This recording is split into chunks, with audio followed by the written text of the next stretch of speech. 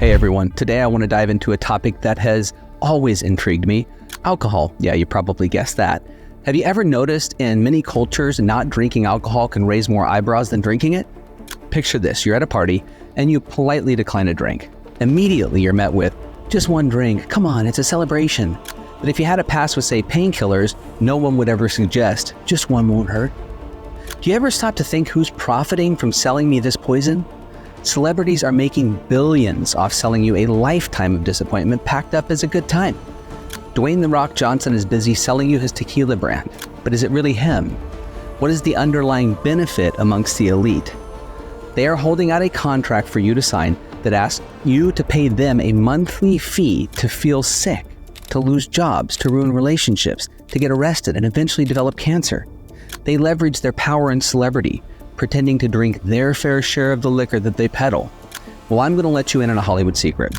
They are sipping apple juice in their own ads. They don't touch it. And if you ask them why they don't drink, they would probably say, why would I? To them, you're just a number.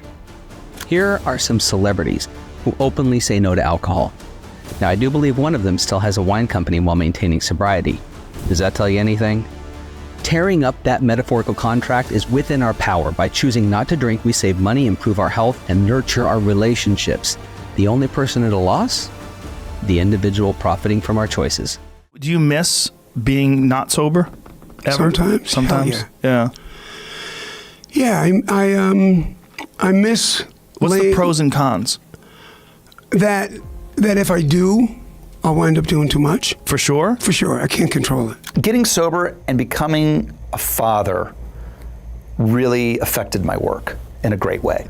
I'm so glad that as my kids are out of the house now, that I made the choices I made, because I didn't miss a minute of it. I mean, at a personal level, you don't do drugs anymore. No, absolutely not. And you don't drink? I don't drink either, no. Not even a glass of wine or No, anything? it would kill me. What do you mean it would kill you? I'm an alcoholic, so it would be a kiss of death for me to start drinking again.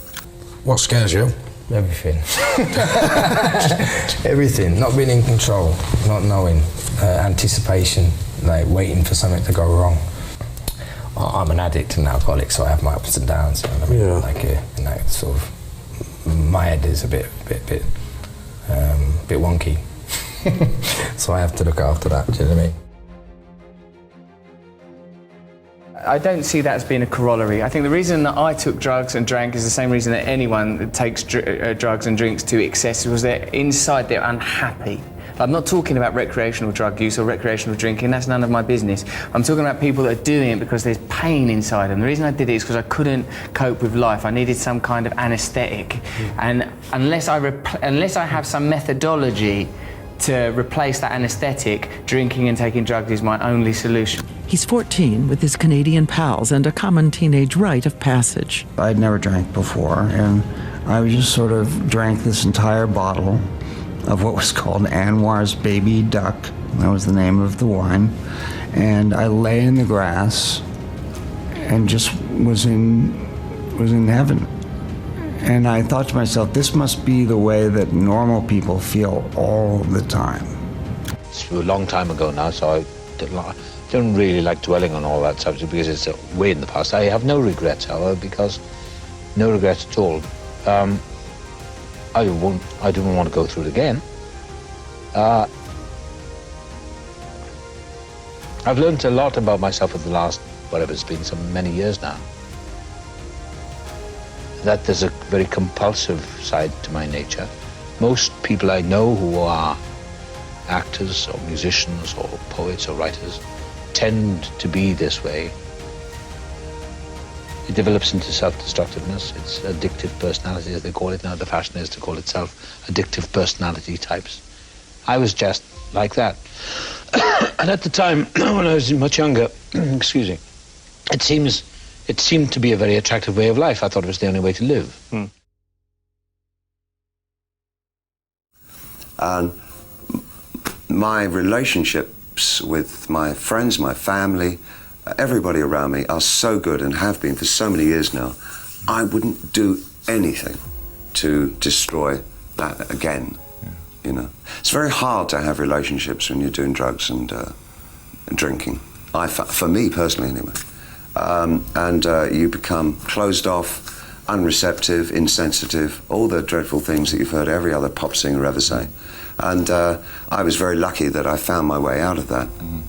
It's been good for me. I've reassessed my life any number of times. And I don't want to push it again, because when I get that way, my kids don't talk to me. I get a divorce. I'm thrown out of my own band. Right.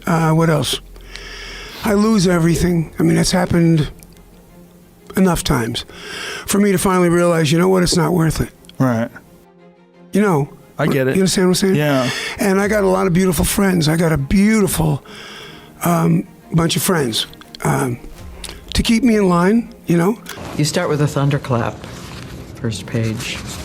Hi, my name is Matthew, although you may know me by another name. My friends call me Maddie, and I should be dead.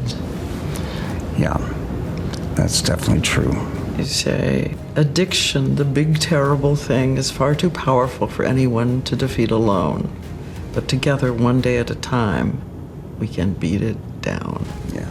Your disease is just outside, just doing one-arm push-ups, just waiting for you, waiting to get you alone. Because alone, you lose to the disease. What I realized was I was running to things to avoid tough feelings, painful feelings. I just didn't know how to deal with them, and looking for anything I found that I use for escape, to escape those kinds of, I guess, difficult feelings. I don't know how better to describe it. I mean, that can be anything. That can be drugs, booze, Netflix, snacks, anything. I don't want to, at this point, to be running from anything. I want to sit in it. I want to feel it. I want to get through the rough night. And I found, in doing so, you come out the other side with a more profound understanding of yourself, a greater gratefulness for those in your life, and the birds and the trees and everything else. Did it help you get to know you? Only recovery did. Only getting into recovery and marching down that road that I stay on today. That did. Any of the public falling down, that in and of itself, I didn't take as a learning experience. It was what I did about it afterwards that was tremendously illuminating. Remember, I'm a pleasure to have in class. We've established this. So even in rehab, you were a pleasure? Oh, yeah.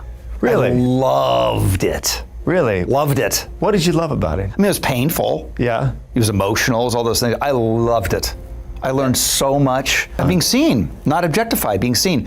I'd torn it up. Right. And I do a lot of work with adolescents now in recovery.